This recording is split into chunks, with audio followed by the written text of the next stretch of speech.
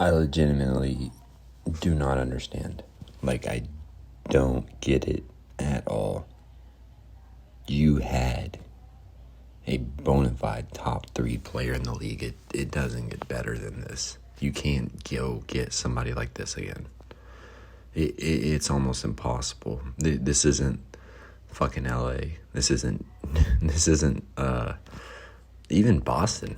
You know, like, they have a better shot at getting players like this than us. I have been a fan of this team my entire life, and it's like they have made the worst possible trade in NBA history. So bad that I have nobody to talk to about this. And it's like, I gotta get it off my chest. It's disturbing. It makes no sense. Now, after you start reading all the news that's been coming out, you can kind of see the reasoning behind it, the logic, how one particular man reached their decision, that being Nico Harrison.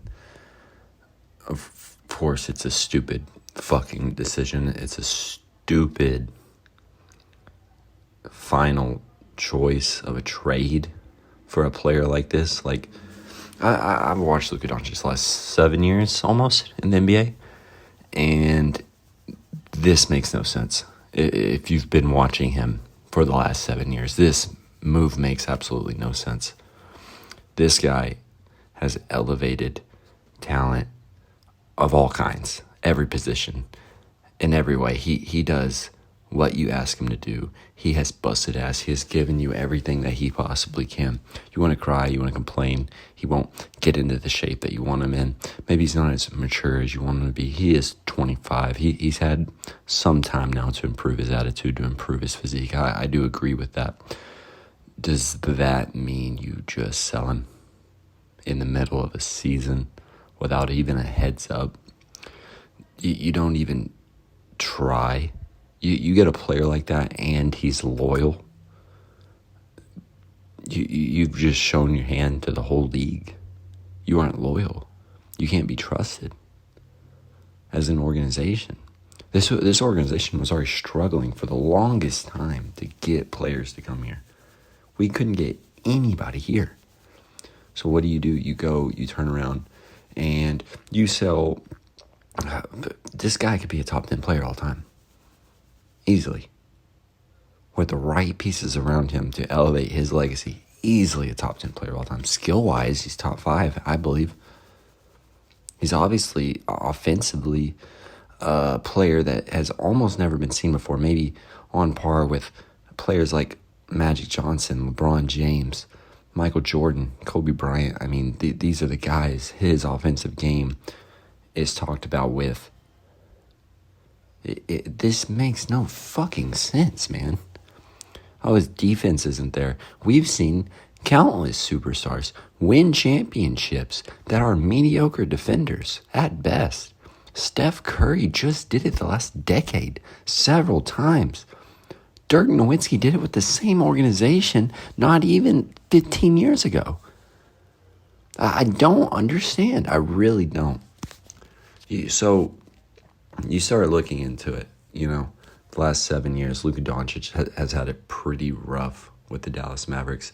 He had, the big trade to get KP early on. That was supposed to be his co-star. They can grow together. It was, in hindsight, a good move, or obviously not. At the time, seemed like a good move if KP could get healthy. He couldn't on the Mavs. It seemed like inconsistent after inconsistent season, in and out of being able to play. I mean, it was not pretty. And then you have a very similar style traded KP out of nowhere. Now, I cannot remember at the moment if Nico Harrison was the general manager at the time or not. But KP traded for basically Spencer Dinwiddie and Davis Bertans, and in that moment felt like nothing. Felt like you got no value out of that. So then you go on and you get Kyrie Irving years later. And it's like, oh my God, Luka Doncic finally has a real co-star. How long did Luka Doncic get a real co-star? 1 full season. That's it. He didn't even get to play with Kyrie Irving more than 1 full season. He never got a second one. It's insane. It's terrible. This was the best team ever around Luka. And if he could stay healthy, this would have been it. But instead, it's ruined.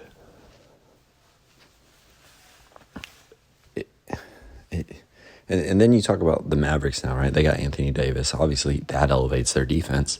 Doesn't fix the fact that for the past month, since Luka went down, that their playmaking looks absolutely horrendous at times. They turn the ball over constantly. They have no replacement for that at the moment. They're going to have to get one in the next few days. Otherwise, their offense, most likely, even with the addition of Anthony Davis, lacks a centerpiece that brings everything together, brings the team you've built together. That's what Luka was. What happens with PJ? He just slides to the bench. He's been a workhorse for your team the last year. I mean, he's earned a starting spot, but now what? Anthony Davis wants to play the 4. That was the whole thing in LA. And now he can't, right? I mean, you gotta bench him. And how will PJ feel about that? How does Klay Thompson feel? He came here to play with Luka Doncic. That was obvious. They complemented each other's games perfectly. Luka Doncic could elevate Klay Thompson. Klay Thompson could help elevate Luka Doncic. He doesn't get that anymore. He has to then work off of Kyrie Irving. Are we forcing Kyrie Irving as the main playmaker now?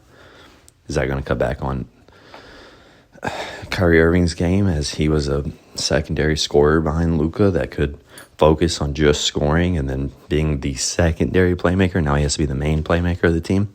Well, like, what's going to happen here? Then you look at the Lakers. Luka Doncic is going to fit in fine because he can fit in with anything almost. He's shown that. Whether it ends up being mediocre or good, he's proven he can win a basketball game with almost anybody. Obviously, the Lakers need a big. They go get a big, though, right now. A good one that pairs with Luka Doncic nicely and LeBron James. Oh, my God. That team is a contender. You see what you did? You've made yourself, the Dallas Mavericks, at the top, maybe a conference finals contender. Maybe you go win the chip. I doubt it.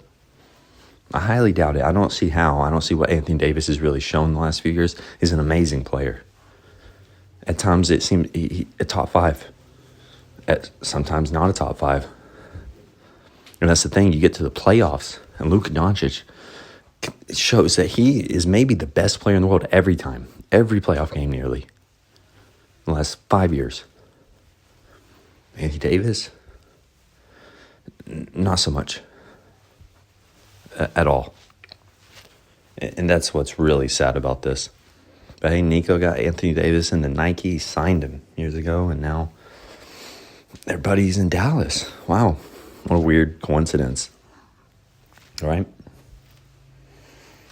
This is by far the very worst trade in NBA history. There's nothing like this. There's never been a betrayal of a superstar like this. You know, you can talk about maybe the Kings getting rid of Halliburton a few years ago. There was some logic to it. It was a little disrespectful still at the same time, but there was logic behind it. The logic is pettiness. It's, I don't like you, I hate you, from your general manager to your player, to your best player, no matter how good he is. It's, I prefer a different style of basketball from you. It's wrong. It's a slap in the face to the fans who have supported this organization for years. You just told them that you are ready to sign Luka Doncic for the Supermax. You're in it for the long run. And Luka Doncic, you know how hard it is to get him? Like I said earlier, it's impossible. The rich keep getting richer. The Lakers get to go from Magic Johnson and Kareem, Kobe and Shaq, LeBron, Luka Doncic now added to that mix. That's insane. I don't know if I can keep supporting this team. You're supposed to stay loyal. Yeah, that's how this all works, right? You're supposed to. But I can't name an instance in sports history where there has been a betrayal by a team like this against its fans and against its best player.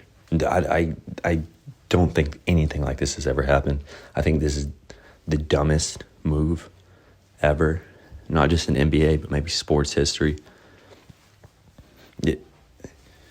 It's disturbing, and I just needed to get this out. I just needed to say all of this. I really, really hope the Dallas Mavericks know what they're doing. But my money's on they don't. And my money's on there's a lot more Los Angeles Lakers championships on the way.